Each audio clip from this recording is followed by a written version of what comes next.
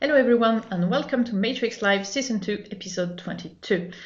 Only me today. Matthew is still on holiday and I let the team finish the work so that they can go home early, and so I will be quick probably.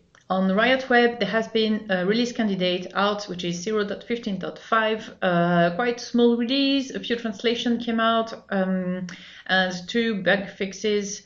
One is quite interesting because it basically fixed the fact that the page change metrics actually make Tor explode and the other similar browsers. And the other one, I like the other one. It's the ability to actually click on the side of the settings page to close it, because it has been frustrating me for quite a while. So yay, this is fixed. So small release, and Dave has been making quite some progress on the a GDPR side of things. So it's basically the ability to disassociate the 3-page IDs from matrix IDs when you actually make a GDPR request. So this is almost done, but it will be released as part of the bigger feature on which Rich is also working. And I believe he did some progress on that as well on his side.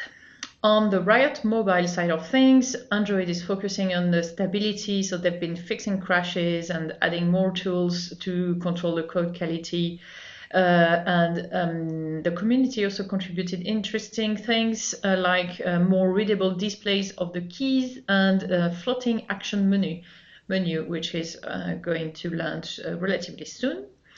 And on iOS, a lot of work on performances.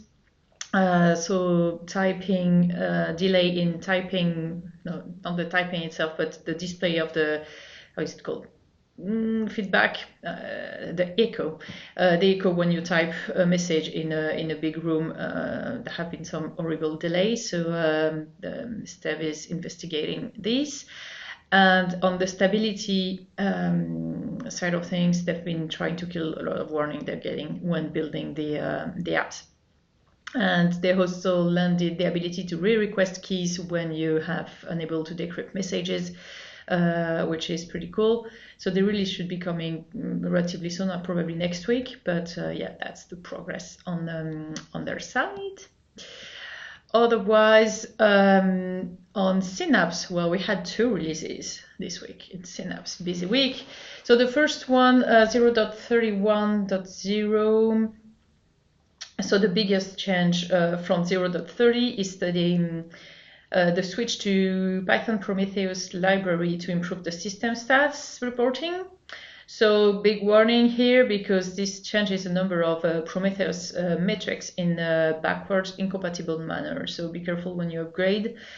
And there are still other changes which are being made, especially by Amber and probably others, relating to the Python 3 migration. So watch this space, a lot of things coming up. And then we had today 31.1, which is actually fixing a security bug in the Get Missing Events Federation API, where the event visibility rules were not applied properly. So yay for that. And this is out there, released and deployed on matrix.org, of course.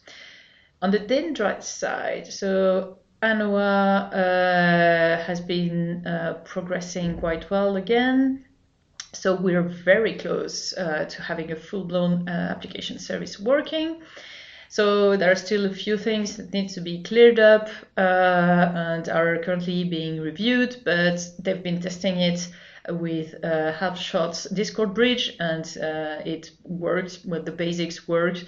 And then once this is out, of course, they will still need a bunch of things so that the application services can do everything they want, and that dendrite federates as well, which might be useful. But yeah, it's coming together nicely.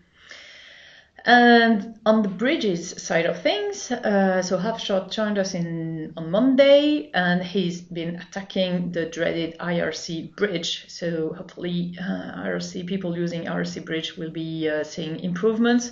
He's starting first by tracing a lot, try to understand where the slowness is coming from, but also have been dealing with some of the PRs from the communities and updating outdated packages. Well, a lot of cleanup and setting into the work to be able to actually improve the whole thing. So yay for that. I think another thing which is interesting is that we have a new sticker pack which has been contributed this week from Lucas Adam. Nice smileys. So yeah, it's great to get contributions from the community on that. We all enjoy using it, and hopefully you did too. And yeah, I think that was about it for this week. And there are also a lot of updates on the community side of things. I know that Ben has quite a long blog post coming up for you on This Week in Matrix. I've seen Kitsune saying he had 2 news, but I failed to grasp everything yet. I didn't have time to put it together. But yeah, Kitsune on this side, and on the Fractal, I think the Fractal client just got renamed Seaglass.